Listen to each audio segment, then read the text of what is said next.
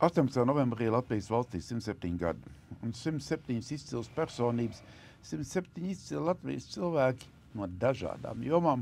Mums atbild jautājumu, ko tev nozīmē Latvija.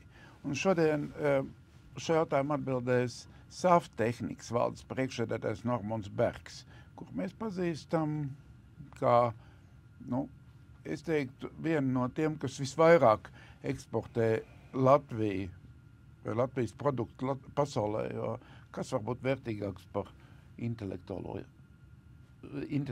pienesumu. Izstāst, ko tev nozīmē Latvija? Vai ne? Tas ir brīnišķīgs jautājums, uz kuru īstenībā nemaz tik viegli atbildēt nav. Īsā atbilde ir, Latvija ir mājas.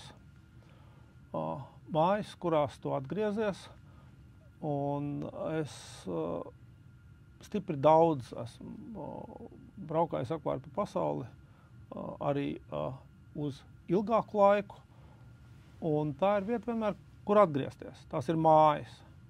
Tā ir vieta, ko tu pazīsti. Tie ir cilvēki, ko tu pazīsti. Tā ir piederības sajūta. Kopumā tādai diezgan mazai ciltī. Ja? Latvija ar to, ka viņa ir maza, ir ar tādām brīnišķīgām, ļoti daudzām priekšrocībām. Pirmkārt, tu vari ārpusē sarunāties kodā, ko neviens nesaprot. Tas ir latviski. Ja? Un tur ir ļoti interesanti brīvības sajūta. Es domāju, ka nevienai no lielajām nācijām šādas nav. Var parunāties Ņujorkas metro, pilnīgi pa jebko pietiekoši skaļā balsī un būt visnotaļ droši, ka šī saruna paliks tikpat intīma, kā runājot meža vidū. Mazai nācijai ir vēl viena brīnišķīga priekšrocība, ja tu strādā šeit, un tavs tirgus ir visplašā pasaule. Un tad ir tā, ka tu brauc dažādās vizītēs kopā ar prezidentiem, kopā ar premjeriem. Tu automātiski nonāc pie prezidenta vai premjera uzņemošā valstī. Un tas ir tā kā liftā. Jūs iedomājaties, cik liela iespēja ir ķīnietim tikties ar Ķīnas prezidentu. Cik liela iespēja indietim ir tikties ar Indijas premjerministru. Ja? Man šīs laimes ir bijušas, ja? Vai atrasties vienā istabā ar Amerikas prezidentu, ar kādu no. Tas ir tas Latvijas mazums īstenībā var būt arī milzīgs spēks. Ja? Tas tev iedod tādu ļoti lifta sajūtu, ka tu vari daudz ātrāk nekā, teiksim, citi pasaules iedzīvotāji nonākt tuvāk šiem te lēmumu pieņemējiem. Tādēļ, ka Latvija mums ir sava valsts. Ja? Un tad vēl tāda lieta pa mājām, kā vienmēr tu atgriezies, un no vienas puses, tu redzoji, tur ir kaut kāds netīrs stūris, kur šī lieta nav izdarīta. Bet tajā pašā laikā nav īsti labākas vietas, kur, sēdēt kafejnīcā ar publisko internetu. Nav labākas vietas ar mobīlo pārklājumu pasaulē. Man gribētos teikt, nav labākas vietas arī par e-pārvaldi. Ja? Tur kaimiņi igauņi ir daudz vairāk ieguldījuši sabiedriskajās attiecībās. Ar ko kāmītis atšķiras no žurkas. Ja? Jā, mēs to zinām. Kāmītim labāks PR. Bet principā vairs tas pats. Jā. Un, teiksim, par informāciju tehnoloģiju risinājumiem un visādām tādām tehniskām lietām kopumā es teiktu, ka Latvija ir top līmenī pasaulē, absolūti. Un ticiet, man ir stipri daudz bijušas iespējas salīdzināt. Ja? Un atkal, to tu redzi, tie labumiem pierod ātri.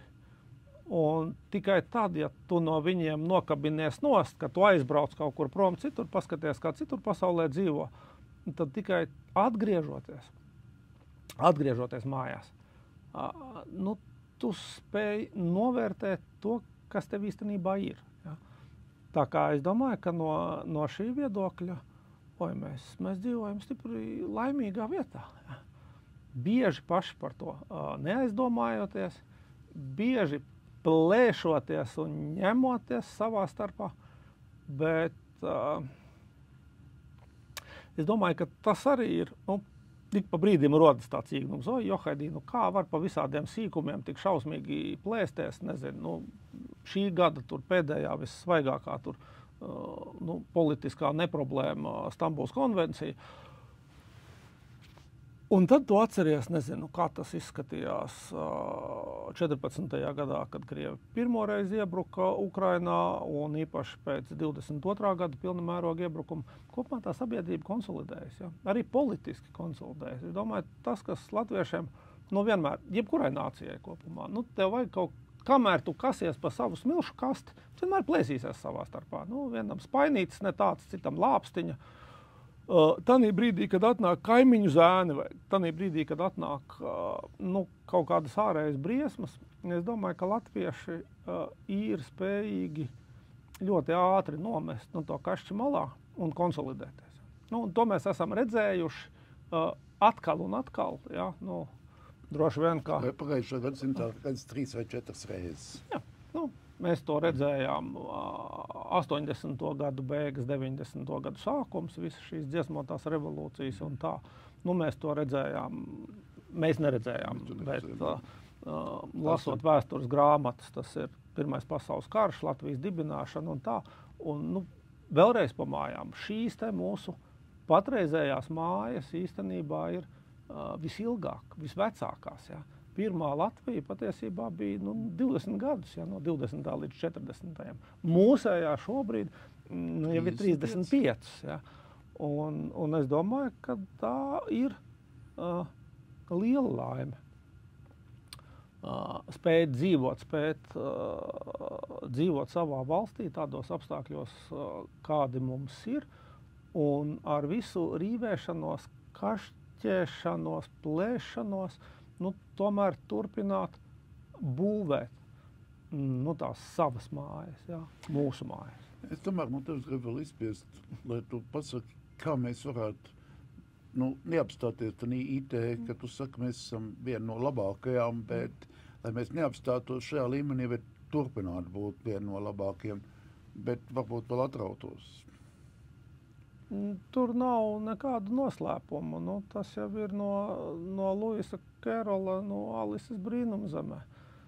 Lai tu spētu nostāvēt uz vietas, tev ir jāskrien. Un, lai tu spētu tikt uz priekšu, tev ir jāskrien vēl ātrāk. Ja? Tas ir tas. Tā ir izglītība, tā ir tā tēma, jāsaka, kurā kaut kāda mans tas sabiedriskais pienesums iespējams ir tur ar vislielāko nospiedumu. Tas ir obligātais matemātikas eksāmens atpakaļ, fizikas eksāmens, pa kuru joprojām notiek cīniņi. Tas ir tādas lietas, kopumā eksaktās zināšanas, eksaktās zinības. Mani publiski pat jau diezgan labi atpazīst pēc bērni mācieties fiziku. Jau pat vairs nav jāsaka, uzkāp uz skatuves un zāli zina.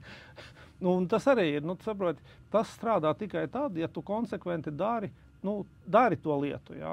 Tas bērni mācieties fiziku, es esmu teicis 30 gadus. Ja? Un tās ir lietas, kas prasa ilgu laiku. Un ir jābūt pacietīgam. Ļoti daudzās lietās ir jābūt pacietīgam. Un es domāju, ka arī pirms 20 gadiem, pirms 25 gadiem, kad bija ideja par Latviju kā IT lielvalsti, ja? Tas Jurim Borzovam pieder patiesībā. Tu var pasaukt viņu arī šeit. Es domāju, ka galīgi nebūtu slikti, es viņu uz ielas satiku šodien. Viena daļa sabiedrības smējās, ja? Kā tas būs, ka pēkšņi, 3-4 tūkstoši studentu Latvijā katru gadu iegūst ļoti labu IT izglītību. Un iegūst arī. Un kopumā Latvija ir ļoti, ļoti liela sava intelekta, ja, savu intelektuālo produktu eksportētāju. Un tas ir tāds, vajag kādu ideju, un vajag pacietību un neatlaidību, jo tas ir tas, kas ir pats svarīgākais, es domāju, kaut kā būvēšanā, tādēļ, ka īpaši sarežģītākas lietas, viņas nenotiek vienā dienā, nekādi. Ja. Un visbiežāk viņas nenotiek arī vienā Saeimas sasaukuma laikā. Un tā ir tā trakā problēma, ja, ka mēs ļoti gribam tos nekavējošos rezultātus, bet daba ir tā iekārtota. Nesanāk, jā. Nesanāk tev tie nekavējošie rezultāti, ir jābūt pacietīgākam. Jā. Es domāju, ka tā ir varbūt tā atšķirība, teiksim, starp biznesu un politiķiem. Kopumā biznesam ir garāka atmiņa. Jā. Tavs vēlējums valstī? Bērni mācieties fiziku. Super, paldies.